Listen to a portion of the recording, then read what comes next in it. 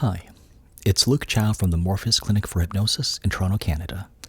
You might know me for my other YouTube channel, Morpheus Hypnosis, where I talk about hypnosis and do a few sessions.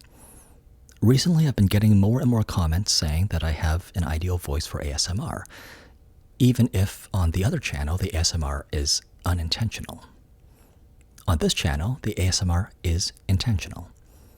You're going to hear some random sounds. You're going to hear me speaking, and I'm going to be reading a lot of poetry. For this inaugural video, the poem I've chosen is The Love Song of J. Alfred Prufrock by T.S. Eliot. Eliot was very young, I believe the age of 23, when he started, or in fact when he wrote this poem. And I was at the same age when I started the Morpheus Clinic for Hypnosis. So this poem, other than being a brilliant poem, has some personal resonance for me. Here it is.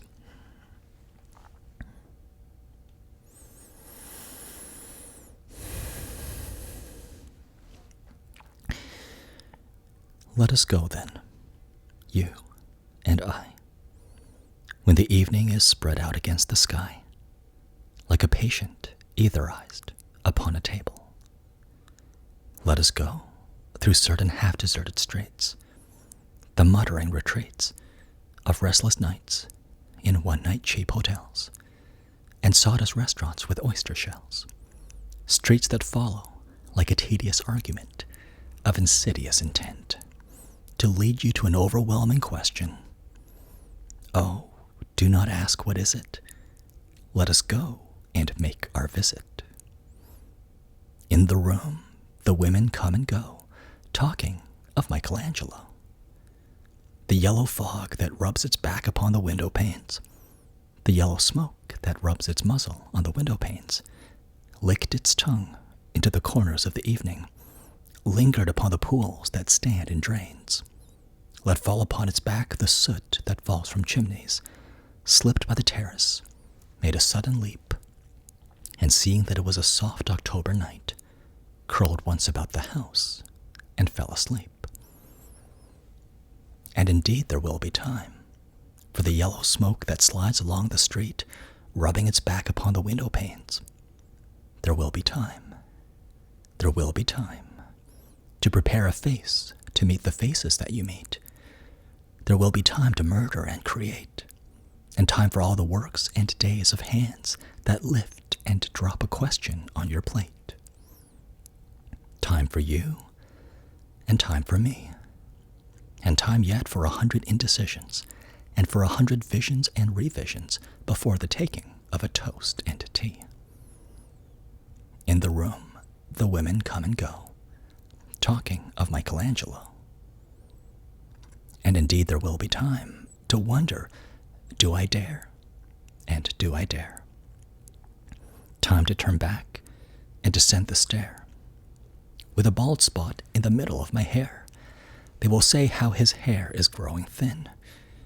My morning coat, my collar mounting firmly to the chin, my necktie rich and modest, but asserted by a simple pin.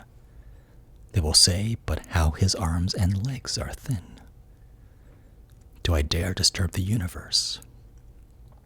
In a minute, there is time for decisions and revisions, which a minute will reverse. For I have known them all already, known them all, have known the evenings, mornings, afternoons. I have measured out my life with coffee spoons. I know the voices dying with a dying fall beneath the music from a farther room. So how should I presume? And I have known the eyes already, known them all, the eyes that fix you in a formulated phrase. And when I am formulated, sprawling on a pin, when I am pinned and wriggling on the wall, then how should I begin to spit out all the butt ends of my days and ways? And how should I presume? And I've known the arms already, known them all, arms that are braceleted and white and bare, but in the lamplight downed with light brown hair. Is it perfume from a dress that makes me so digress? Arms that lie along a table, or wrap about a shawl, And should I then presume? And how should I begin? Shall I say, I have gone at dusk through narrow streets and watched the smoke that rises from the pipes of lonely men in shirt sleeves leaning out of windows? I should have been a pair of ragged claws, scuttling across the floors of silent seas. And the afternoon, the evening, sleeps so peacefully, smoothed by long fingers, asleep, tired, or it malingers, stretched on the floor, here beside you and me. Should I, after tea and cakes and ices, have the strength to force the moment to its crisis? But though I have wept and fasted, wept and prayed, though I have seen my head, grown slightly bald, brought in upon a platter, I am no prophet, and here's no great matter. I have seen the moment of my greatness flicker, and I have seen the eternal footman hold my coat and snicker. And, in short, I was afraid. And would it have been worth it after all? After the cups, the marmalade, the tea, among the porcelain, among some talk of you and me, would it have been worthwhile to have bitten off the matter with a smile, to have squeezed the universe into a ball, to roll it towards some overwhelming question, to say, I am Lazarus, come from the dead, come back to tell you all, I shall tell you all. If one, settling a pillow by her head, should say, that is not what I meant at all. That is not it at all. And would it have been worth it after all?